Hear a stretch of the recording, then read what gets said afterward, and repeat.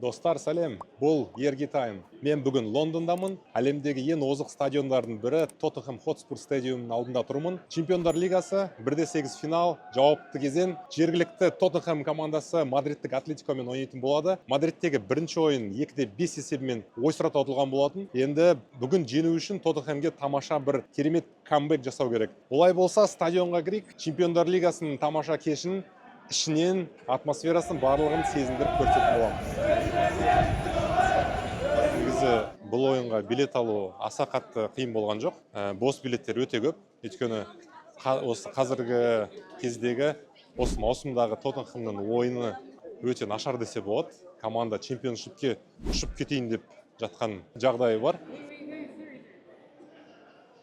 Бірінші ойында есеп 2-5 болды. Және ол ойында осы Тоттенхэм командасының қақпашысы Антони Кински өрескел қателіктер жасаған болатын. Алайда ол ғана емес, одан бөлек қорғаушылары да Ван де Векте шалынып түсіп, соның барлығы осы Ванда Метрополитано стадионының алаңның сапасы жайлы сұрақтар туғызып жатыр қазір. Ал Тоттенхэмнің стадионы ол осы әлемдегі ең мықты стадиондардың бірі. Неге десеңіз, оның құнының өзі 1 миллиард фунт тұрады, 62 мың жанкүйер сияды. Және қызық бір осы факттер Тоттенхэм стадионы жайлы. Тоттенхэм стадионының ішінде өзінің сыра жасайтын біреу бар екен. Яғни олар сыраны сырттан әкелмейді. Осы стадион ішінде сондай бір кішігірім завод жасап қойған. Негізінде бүгін Тоттенхэмға өте қиын ойнап тұр, өйткені Ришарлисон сарғағаздары көп болғандықтан ойнамайды. Соланкада тізімде жоқ деді. Және сол себепте бұл белгісіз. Игорь Тудордың командасы бүгін қай күштерімен 3 гол салайын деп жатыр. Ал Диего Симеоне, сіз білетіндеріңіздей, автобус қоюдың ең бір шебері десе де болады. Және сол себептен бүгінгі ойын енді өте бір қызық ойын ойнап тұр. Қазір стадионға кіріп, соның барлығын көретін боламыз. Арнамыздан алыстамай отырыңыздар.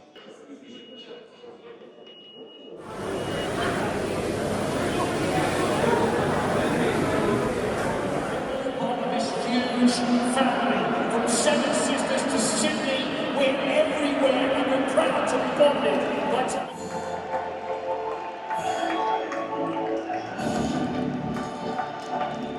Достар, біздің орнымыздан көрінеді көрініс.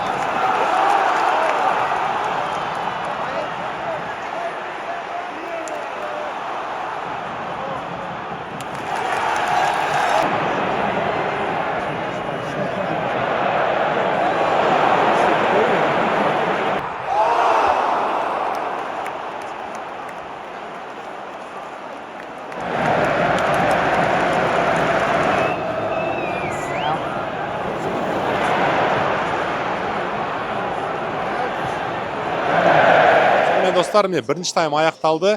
Есеп әзірше 1-0, яғни Тоттенхэм командасы есепті ашып кеткен болатын. Ойынның осы бірінші таймның соңына қарай жоқ жерден басқа навес шығарып, баспен гол салып кетті. Және осы ойын бойынша Игорь Тудор бүгін қатты прессинг жасап жатыр. Өте жоғары прессинг. ол және өзінің нәтижесін берді десек те болады, өйткені Тоттенхэм командасы ойынның басынан бастап бір осы гол соғуға деген құлшыныстарын қатты көрсеткендей, ал Диего Симеонның жатып алып автобус салғаны әзірше жоспарына сай келмей жатыр. Және бір айта кететін мәселе, бірінші ойында 5-2 есебімен ұтылғанына қарамастан, бүгінгі ойында солдаут, яғни Тоттенхэм Хотспур стадиум адамға толы, жанкүйерлер өздерінің футболшыларын қолдап жатыр, және сол қолдаудың арқасында ғана бір гол салды деген ойдамыз.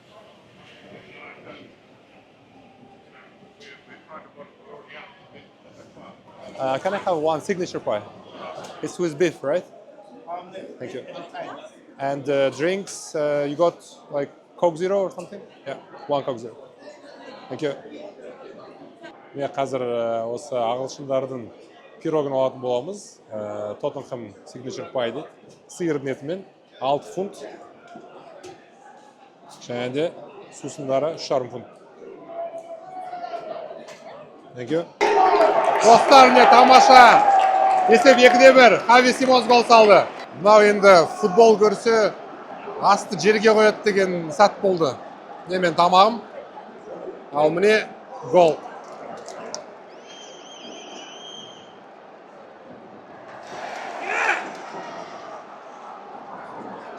Тамаша соққан.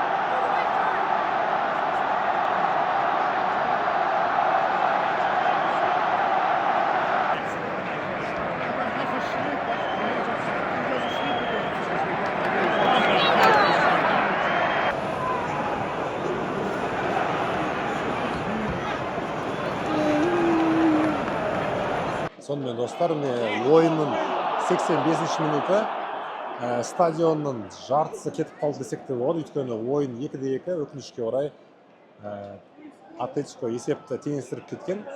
Және сол себептен Тоттенхэм келесі раундқа өтпейтін болды. Енді біз ойынды соңына дейін көріп, ойынды нәтижелеп қайтамыз. Ал мен сіздердің көретін болсаңыздар, жанкүйерлер наразы, жанкүйерлер жетет деп жатыр, барлығы қайтып бара жатыр мен. Ал мен мына жерде пенальти. Тоттенхэм пенальти тебейін деп жатыр мен.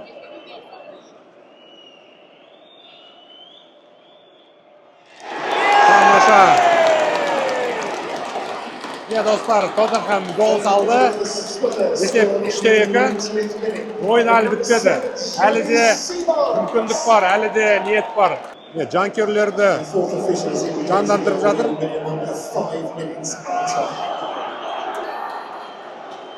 Ойын аяқталуына 5 минут қалды. Міне қазір Тоттенхэм барын салатын ойлары бар. Көреміз енді. Осымен Тоттенхэмнің еуропалық жорығы аяқталды. Енді былтыр Еуропа лигасын ұтса, биыл Чемпиондар лигасының 1/8 финалына жетті. Енді бұл клубтың негізгі мақсаты ол премьер лигада қалу. Чемпионшипке кетудің жанында тұр. Жанкүйерлер тағы да пенальти болды, тексереміз деп жатыр, алайда VAR пенальти болған жоқ деп тұр. Есеп 3-2.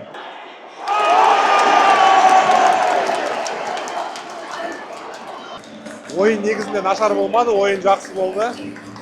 Өкінішке орай ойдағыдай нәтиже болған жоқ, алайда 3-2 жеңіске жетті Тоттенхэм. Жанкүйерлер де соны түсініп, ойыншыларға қолдау көрсетіп жатыр. Тамаша. Жақсы кеш болды бүгін. Мен влогтың басында айтқандай, бүгін нағыз соғыс болады деген. Сондай соғыс болды. 3-2, 5 гол. Тамаша.